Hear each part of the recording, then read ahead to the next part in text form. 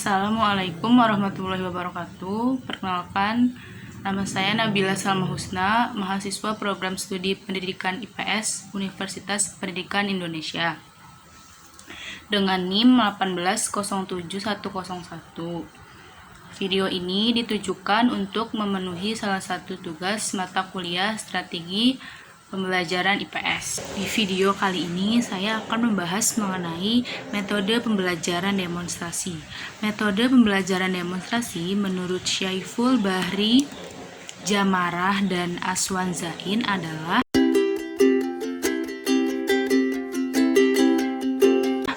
cara penyajian pelajaran dengan memperagakan atau mempertunjukkan kepada peserta didik suatu proses, situasi, atau benda tertentu yang sedang dipelajari, baik sebenarnya maupun tiruan, yang sering disertai dengan penjelasan lisan. Metode demonstrasi ini bertujuan agar peserta didik mampu memahami tentang cara mengatur atau menyusun sesuatu, dan juga bertujuan agar peserta didik dapat menyaksikan kerjanya suatu alat atau bisa juga menyaksikan konsep-konsep tertentu dalam suatu teori. Dengan demikian, peserta didik akan mengerti mengenai kebenaran dari suatu teori dalam bentuk praktek. Yang selanjutnya adalah langkah-langkah metode pembelajaran demonstrasi. Dalam langkah-langkah metode demonstrasi ini ada dua tahap. Yang pertama tahap persiapan, yang kedua adalah tahap pelaksanaan. Dalam tahap persiapan yang harus dilakukan yang pertama yaitu merumuskan tujuan yang harus dicapai oleh peserta didik setelah proses demonstrasi berakhir. Tujuan ini meliputi beberapa aspek, yaitu aspek pengetahuan dan keterampilan tertentu. Yang kedua, mempersiapkan garis besar langkah-langkah demonstrasi yang akan dilakukan. Hal ini dilakukan untuk menghindari kegagalan saat proses demonstrasi. Yang ketiga, mempersiapkan peralatan apa saja yang akan dibutuhkan dalam proses demonstrasi. Yang keempat, memeriksa apakah semua peralatan itu dalam keadaan berfungsi atau tidak. Yang kelima, menetapkan langkah pelaksanaan agar efisien dan berjalan dengan lancar. Yang keenam, menghitung dan menetapkan alokasi waktu. Yang ketujuh, menetapkan kegiatan yang akan dilakukan selama pelaksanaan demonstrasi. Yang terakhir dalam tahap persiapan adalah melakukan uji coba demonstrasi. Tahap yang kedua yaitu tahap pelaksanaan. Dalam tahap pelaksanaan ada 3 langkah. Yang pertama, langkah pembukaan. Dalam langkah pembukaan, hal-hal yang harus dilakukan yaitu yang pertama, mengatur tempat duduk agar semua peserta didik dapat melihat apa yang sedang didemonstrasikan.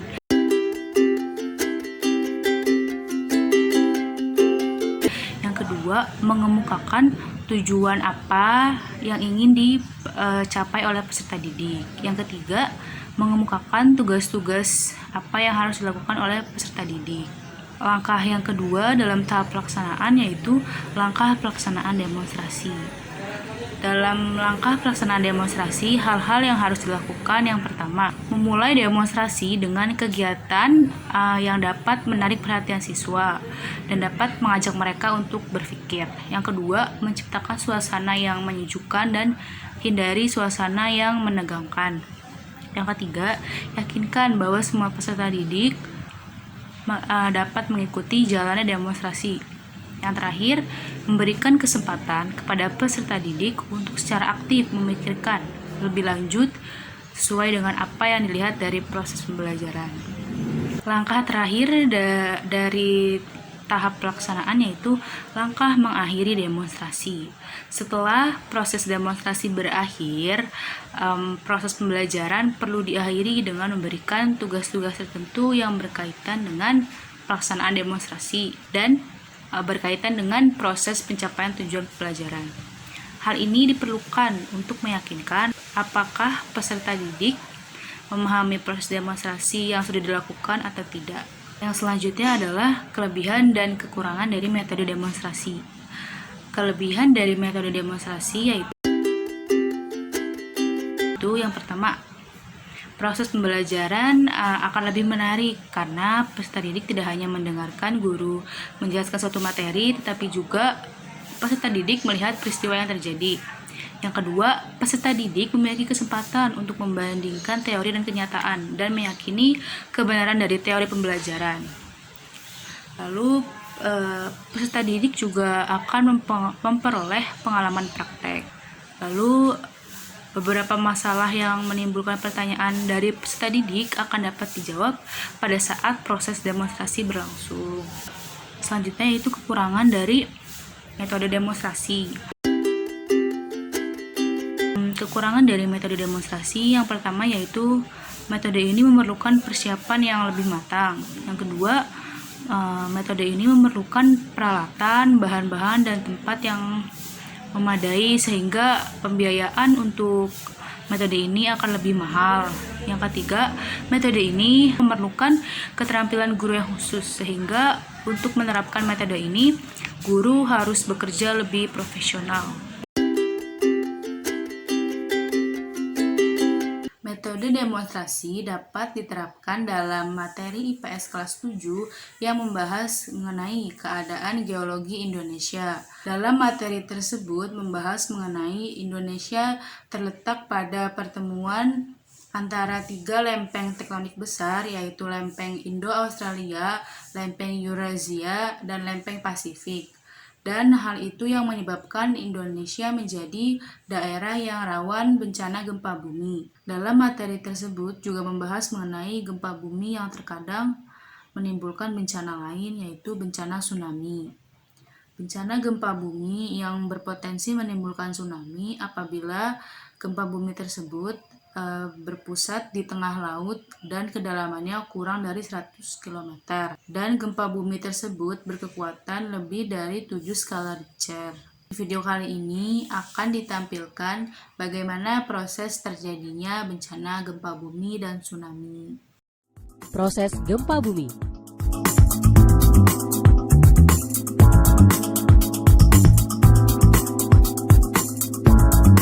Tahukah Anda apa penyebab gempa bumi? Gempa bumi dapat terjadi karena beberapa hal. Namun yang paling umum adalah tekanan dari lempeng bumi yang bergerak.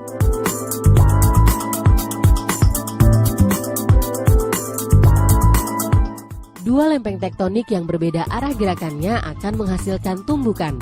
Tumbukan ini yang menimbulkan getaran gempa bumi.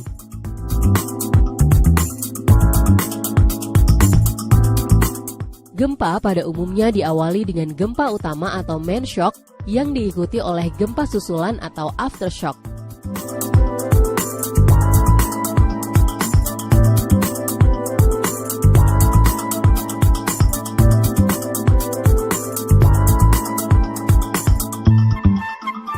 Tanah lunak akan menyebabkan gelombang gempa mengalami penguatan atau amplifikasi.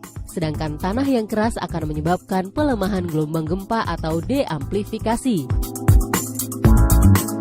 Proses kehilangan kekuatan yang terjadi dalam tanah akibat membesarnya tekanan air pori biasanya disebut likuifaksi tanah. Tanah yang terlikuifaksi tidak dapat menahan berat apapun yang berada di atasnya, baik itu berupa lapisan batuan di atasnya ataupun bangunan yang akhirnya mengakibatkan hilangnya daya dukung pada pondasi bangunan.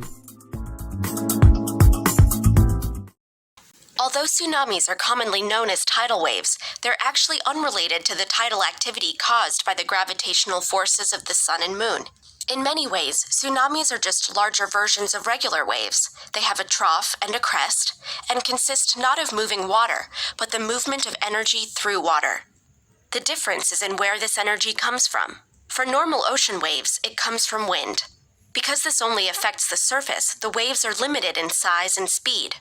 But tsunamis are caused by energy originating underwater, from a volcanic eruption, a submarine landslide, or most commonly, an earthquake on the ocean floor, caused when the tectonic plates of the Earth's surface slip, releasing a massive amount of energy into the water. This energy travels up to the surface, displacing water and raising it above the normal sea level. But gravity pulls it back down, which makes the energy ripple outwards horizontally. Thus, the tsunami is born, moving at over 500 miles per hour. When it's far from shore, a tsunami can be barely detectable, since it moves through the entire depth of the water. But when it reaches shallow water, something called wave shoaling occurs. Because there is less water to move through, this still massive amount of energy is compressed. The wave's speed slows down while its height rises to as much as 100 feet. Sekian pembahasan mengenai metode pembelajaran demonstrasi. Kurang dan lebihnya mohon dimaafkan. Terima kasih. Wassalamualaikum warahmatullahi wabarakatuh.